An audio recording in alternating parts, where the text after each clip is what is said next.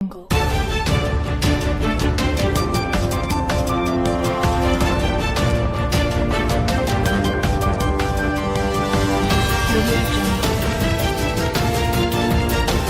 ሰላም ጤና ይስጥልኝ የታማኝ መረጃ ቻናል ተከታታዮች በየሰዓቱና በየዕለቱ የሚወጡ የተመረጡ አዳዲስ መረጃዎችን በየሶስት ቀን ጠቅለል አድርገን በሳቢ መልኩ የምናቀርብበት የመረጃ ሰዓታችን ደርሷል። አብራችሁን ቆዩን። ቻናላችንን ሰብስክራይብ፣ ሼር እና ላይክ ማድረግ እንዳትረሱ።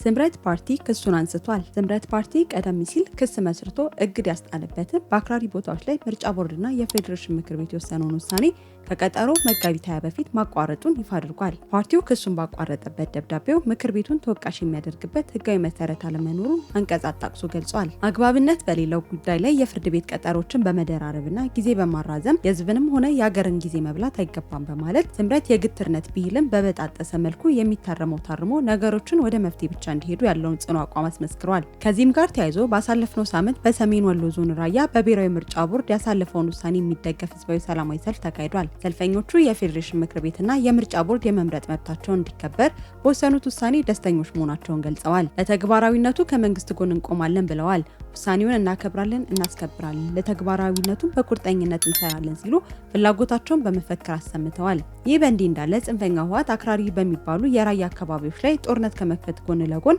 የራያን ህዝብ ማንነት ለማጥፋት የተለያዩ ሴራዎችን እየጠነሰሰ ይገኛል። በዚህም በአካባቢው በአማርኛ ቋንቋ ትምህርት እንዳይሰጥ በከተማዎች የተሰቀሉ የአማርኛ ባነሮች እንዲነሱና የአማርኛን ቋንቋ ለመገበያያነት ጭምር ጥቅም ላይ እንዳይውል በማድረግ ነዋሪው ላይ ከፍተኛ ጫና እየፈጠረ ይገኛል። እንዲሁም ከመሃል ትግራይ በርካታ ህዝብ እያመጣ በማስፈር የዲሞግራፊ ለውጥ ጭምር እያደረገ እንደሚገኝ ለማወቅ ተችሏል። በተመሳሳይ ጀነራል ምግበይ ጸለምትና ራያ የትግራይ አካል ነው፣ በዚህ አንደራደርም ሲል በግልጽ አቋሙን ወጥቶ ገልጿል። በተቃራኒው ደግሞ ለህወሓት የሸረገደው የጽንፈኛው ፋኖ ቡድን ደጋፊዎች ከወያኔ ጋር ጽምዶ መስርተናል በሚል ሲደሰኩሩና የህዝባቸውን ትግል የማይካድራን ጭፍጨፋ ወደ ጎን ትተው ለወያኔ በመታዘዝ ታሪክ ይቅር የማይሉን ስህተት ፈጽመዋል። ይህም ብቻ ሳይሆን የአማራን ስም ለግል ጥቅማቸው የሚያነሱት ኃይሎች አንድም ቀን የወልቃይትና የራያ ጉዳይ በህግ አግባብ ይታይ እንኳን የሚል የይስሙላ ሀሳብ ሲሰጡ ታይቶ አይታወቅም። ይህም እንዋጋለታለን እያሉ የሚያሰቃዩትን ህዝባቸውን እያሳዘነ መሆኑ ተረጋግጧል።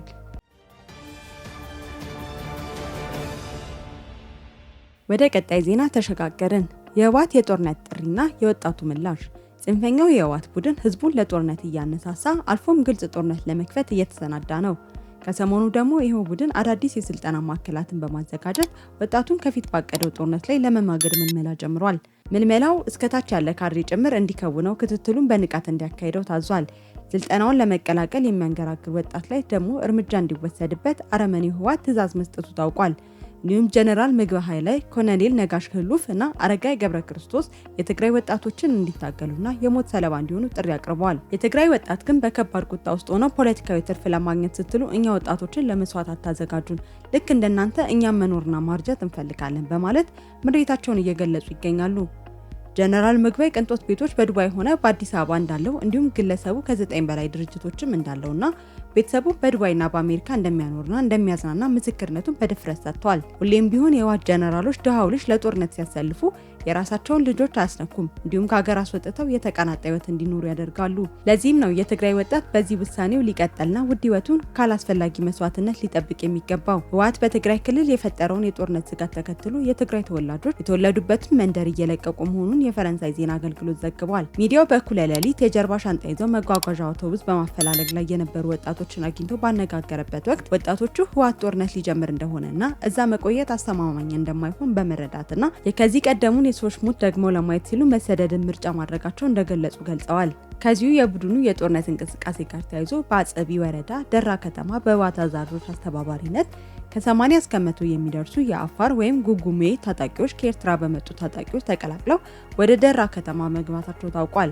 ታጣቂዎቹ በዋናነት የአካባቢውን ወጣቶች ለማፈስና ወደ ኤርትራ ለመውሰድ ኢላማ አድርገው እየተንቀሳቀሱ መሆናቸውንም ከስፍራው ካሉ ምንጮች ማረጋገጥ ችለናል። እንዲሁም ለሚያስበው ጦርነት ስጋቴ ናቸው ብሎ የሚገምታቸውን አመራሮችን በኢፍትሐዊ መንገድ ማንሳቱና የራሱን ሰዎች መሾሙን አጠናክሯል። በዚህ ነፃና ገለልተኛ የሆኑት የትግራይ ቴሌቪዥን ስራ አስኪያጅ ጋዜጠኛ ተሻለ በቀለ ከቦታቸው እንዲነሱ አድርጓል። በምትካቸው የቡድኑ ከፍተኛ ካድሬ የሆኑትን አቶ አብዲ ገብረስላሴ እንዲሾሙም አድርጓል። በዚህም ነፃና ገለልተኛ መሆን የሚገባው መደበኛ ሚዲያ በተጠናከረ መልኩ የፕሮፓጋንዳቸው ልሳን በማድረግ የትግራይ ህዝብን ሊያታልሉበት በይፋ እንቅስቃሴ ጀምሯል። ይህ በእንዲህ እንዳለ የቡድኑን የጦርነት ጉሰማ ተከትሎ በርካታ አርሚና የአርሚ አዛዦች ቡድኑን ከርተውት ወደ አዲስ አበባና አጎራባች አካባቢዎች ገብተዋል። ለአብነትም ቀደም ሲል ለጀነራል አልቡርሃን ህወሓት በዶላር አከራይቶ ሲያዋጋቸውና በቅርቡ በኢትዮጵያ ላይ ጥቃት እንዲከፍቱ ትዕዛዝ ተሰጥቷቸው የነበሩ ወደ 500 የሚጠጉ የአርሚ 7 ታጣቂዎች ከኢትዮጵያ መንግስት ጋር ስምምነት በማድረግ ወደ ኢትዮጵያ መግባታቸው ታውቋል። ታጣቂዎቹ ትጥቅ ፈተው የታድሶ ስልጠና መጀመራቸውም ተረጋግጧል። የህወሓት የጦርነት ጥማት የሰለቻቸው በርካታ የህወሓት ታጣቂዎች ወደዚህ የሰላም መንገድ ይገባሉ ተብሎ እየተጠበቀም ይገኛል። ወደ ቀጣይ ዜና ተሸጋገርን። ዝም ሆኖ የቀረው የፋኖ አንድነት። ፋኖ አንድ ሆነ እያለ ጮቤ የረገጠው ጽንፈኛው ቡድን አሁን ሙሉ ለሙሉ የተደሰተበት አንድነት ፈርሶ ስላየ አንገት ደፍቷል። መጀመሪያ እንዳልነው የፋኖ አንድነት ሳይቀር ፈርሷል። እንደተለመደው አመራሩ ጎራ ለይቶ መነቋቋር ጀምሯል። ጥቂቱን ለማንሳት ያህል በጎንደር የሚገኘው የአፋብን ክንፍ ከወልቃይት ዘብ ጋር ጥምረት በመፍጠር ራሱን ከቡድኑ አግልሏል። በእስክንድር ስም ሲዘንብ የነበረው ዶላር በከፍተኛ ደረጃ መቀነሱ የጎዳው መከታው ማሞ ራሱን በይፋ ከአፋብን ማግለሉ ታውቋል። ይባስ ተብሎ በአፋብን የታገተው እስክንድር ከአፈና አስለቅቆ ዳግም ዶላሩን ሊያፍስ እንቅስቃሴ መጀመሩ ተሰምቷል። ለዚህም በሸዋ በኩል ያለው የመከታው ኃይል ሙሉ በሙሉ በሚባል ደረጃ ራሱን ከአፋብን ሊያገል መሆኑ ታውቋል። አሁን የቀረው ከቅርብ ጊዜ ወዲህ ድምፁ የጠፋው የምስራቅ አማራው የምሬ ኃይል ብቻ ነው። እሱም በዚህ አዝማሚያ ከቡድኑ ራሱን ማግለሉ የማይቀር ነው። በዚህ የተደናገጠው ዘመነ ካሴ እንደ አዲስ በፈጠረው አደረጃጀት ውስጥ ተቃውሞ ያነሱ የፋኖ አመራሮችን እያሳደዳቸው ይገኛል። በዚህም ውጤታማና የተጠና ኦፕሬሽን ህዝባችንን ያደረጉት ጥረት ከፍተኛ መሆኑ ተገልጿል። ይህም ትብብር ተጠናክሮ እንዲቀጥል ተጠይቋል።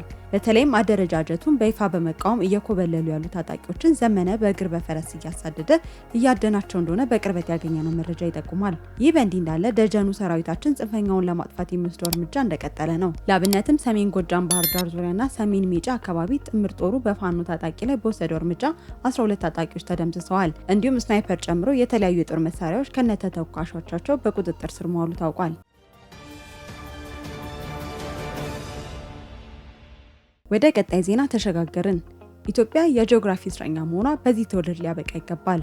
ኢትዮጵያ ከባህር በር ጋር ያላት ግንኙነት አዲስ አጀንዳ አይደለም። ከሺዎች ዓመታት በፊት የተጀመረ የታሪክ እውነት ነው። ኢትዮጵያ በቀይ ባህር ላይ ያለውን መዳረሻ በተለይም በአሰብ ወደብ ላይ ያላት ሚና ከፖለቲካዊ ክርክር በላይ የታሪክ ጉዳይ ነው። የኢትዮጵያ የባህር በር ባለቤትነት ጥያቄ የረጅም ጊዜ ብሔራዊ ጥቅምና ሉዓላዊነትን የማስከበር የማይነወጥ የጋራ አጀንዳ ነው። ይህን ጥያቄ ኢትዮጵያ ሕጋዊ ዓለም አቀፍ መብቷን ተጠቅማ ማረጋገጧ የማይቀር ነው። ለዚህም ነው ሜጀር ጀነራል ተሾመ ገመቹ የባህር በር ጉዳይ የብሔር፣ የዘር፣ የጎሳ አይልም የህልውና ጉዳይ ነው ሲሉ የተናገሩት። ከታሪካዊ ጠላቶቻችን የዓለም መንግስታት ኢትዮጵያ በዲፕሎማሲ መንገድ የባህር በር እንደሚያስፈልጋት ማመናቸውን ገልጸዋል። የባህር በር ጥያቄው ለኢትዮጵያ የህልውና ጉዳይ ስለሆነ ለጥያቄው ምላሽ እንዲገኝ በጋራ መስራት ይገባል ሲሉ ጥሪ አቅርበዋል። በተመሳሳይ በርካታ ሀገር ወዳድ ምሁራን ኢትዮጵያ የጂኦግራፊ እስረኛ መሆኗ በዚህ ትውልድ ሊያበቃ እንደሚገባ እየገለጹ ይገኛል። ለቀጠናዊ መረጋጋት ትልቅ ሚና ያላት ኢትዮጵያ በሴራ ከተገለለችበት የባህር በር ባለቤትነት ልትመለስ እንደሚገባም አመልክቷል። እያደገ የመጣውን የኢትዮጵያን ኢኮኖሚ ለማንቀሳቀስ የባህር በር የግድ አስፈላጊ የሆነበት ወቅት ላይ ደርሰናል። ሀገራችን በዓመት ለወደብ ከፍተኛ ወጪ በማውጣት ለከፍተኛ ኢኮኖሚ ጫና እየተዳረገች ነው።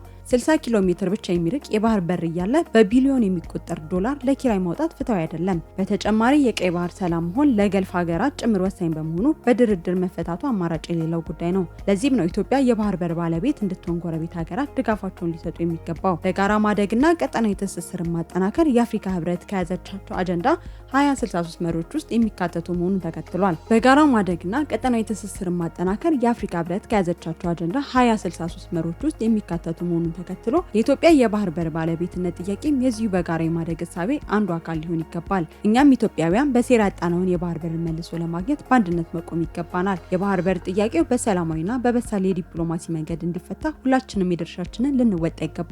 ለብሔራዊ ጥቅም በጋራ ከተባበርን የማንፈጽመው ነገር እንደማይኖር የአድዋ ድልና የህዳሴ ግድብ ማሳያ ናቸው። በመሆኑም የባህር በር ጉዳይ የእያንዳንዳችን ቤት የሚያንኳኳ የህልውና ጉዳይ በመሆኑ ችግሩን ለመፍታት በጋራ መስራት ይጠበቅብናል።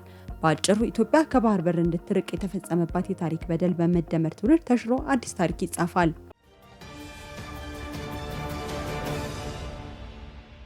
ወደ ቀጣይ ዜና ተሸጋገርን። የሱዳን ሙስሊም ወንድማማቾች ሽብርተኝነትና የአልቡርሃን ስጋት። የአሜሪካ መንግስት በአልቡርሃን ጦር ውስጥ ከፍተኛ ቦታ ያለው ሙስሊም ብራዘርሁድ በሽብርተኝነት መፈረጁ ባሳለፍነው ሳምንት አሳውቋል። ይህ የአሜሪካ ውሳኔ በዩናይትድ አረብ ኤምሬት ጭምር ድጋፉን ያገኘ ነው። ከሰሞኑ በግዛቴ የአየር ጥቃት ከኢትዮጵያ በኩል እየተሰነዘረብኝ ነው ሲል ሐሰተኛ ክሱን በማሰማት በኢትዮጵያ ላይ ትንኮሳ ለመፈጸም ከግብጽ በኩል ተልዕኮ ተቀብሎ ሲንቀሳቀስ የነበረው የአልቡርሃን መንግስት የሱዳን ሙስሊም ወንድማማቾች ቡድን እንደ ቀኝ እጅ ነበር። በዚህም ምክንያት የአሜሪካ መንግስት በሱዳን አገዛዝ ላይ ከፍተኛ ማዕቀብና ጫና ማውረዱ የማይቀር ነው። በዚህም ምክንያት አገዛዙ ከፍተኛ ድንጋጤና ተስፋ መቁረጥ ውስጥ መግባቱ ታውቋል። አሁን ባለው ሁኔታ የአልቡርሃን ኃይል መሸነፉና የፈጥኖ ደራሽ ኃይሉ ሙሉ በሙሉ ሱዳኑን መቆጣጠሩ የማይቀር ይሆናል። ያኔ የአልቡርሃን ጦር ድጋፍ ሲያደርጉ የነበሩት ግብጽ፣ ኤርትራና የቀድሞ ህወሓት አሁን በተደጋጋሚ ማስጠንቀቂያ እየደረሰባቸው ከሚገኘው ፈጥኖ ደራሽ ኃይሉ ከፍተኛ የሆነ የበቀል እርምጃ ይጠብቃቸዋል ተብሎ ይገመታል። በአሜሪካ ውሳኔ የተደናገጠውና ከተፈረጀው ኢሰላማዊ ቡድን ጋር ከፍተኛ ቁርኝት ያለው የሱዳን መንግስት ራሱን የቡድኑ ደጋፊ ላለማስመሰልና ፍርሃቱን ለመደበቅ፣ በሌላ ጎኑ ደግሞ አሜሪካ ፍርጃዋ ፍትሃዊ አይደለም በሚል ሽንቆጥ ለማድረግ በማሰብ በውጭ ጉዳይ ሚኒስቴሩ በኩል አሜሪካ ተመሳሳይ የሽብርተኝነት ፍርጃን ፈጥኖ ደራሽ ኃይሉም ላይ እንድታደርግ ጥሪውን ፈራ ተባ እያለ በመግለጫ አቅርቧል። ጨምሮም ሱዳን ተመጣጣኝ የሆነ ጉዳት በሲቪሊያን ላይ የሚያደርሱ ኃይሎች ላይ ያለ አድሎ በሽብርተኝነት ሊፈረጁ እንደሚገባ ጽኑ እምነት አላት ሲል ሙስሊም ብራዘርሁድ በሽብርተኝነት ለሚፈረጁ ደስተኛ አለመሆኑን ጠቁሞ አድርጓል። በተቃራኒው ደግሞ የፈጣን ድጋፍ ኃይሎች አሜሪካ የሱዳን ሙስሊም ወንድማማቾች ሽብርተኝነት ለመፈረጅ ያስተላለፈውን ውሳኔ በደስታ እንደሚቀበል አስታውቋል። ቡድኑ ይህን እርምጃ ባለፉት ዓመታት የሱዳን ሕዝብ የደረሰበት መከራ ዓለም አቀፋዊ እውቅና እያገኘ መምጣቱን የሚያሳይ ነው ሲል ገልጾታል። ይህ በእንዲህ እንዳለ አሜሪካ ቀጣይ የፍርጃ እርምጃዋን የአልቡርሃን ኃይል ደጋፊ ወደ ሆኑት ሀገራትና ቡድኖች ማድረጓ እንደማይቀር እየተገለጸ ነው። በዚህም ግብጽ፣ ኤርትራና የቀድሞ ህወሓት በአሜሪካ እርምጃ ከሚወሰድባቸው ውስጥ እንደሚገኙ ለማወቅ ተችሏል።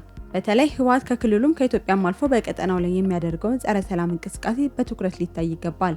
ኢስላም ኢዝ ዘ ሶሉሽን የሚል ጽንፍ የያዘ መፈክር ይዞ በተነሳውና በቡድኑ የእርስ በርስ ጦርነት ላይ ከአልቡርሃን ጎን በመሰለፍ በርካታ ክርስቲያኖችን በመግደል ጄኖሳይድ የፈጸመው አሸባሪ ኃይል ጀርባ ህወሓት መኖሩ ሊታወቅ ይገባል። ቡድኑ ታጣቂዎችን በዶላር አከራይቶ አብሮ የወንጀል ተሳታፊ ስለማድረጉ ከበቂ በላይ መረጃዎች ወጥተዋል። ለዚህም ነው አሜሪካ ህወሓት ላይ ተመሳሳይ የሆነ የሽብርተኝነት ፍርጃን ልታሳርፍ የሚገባት።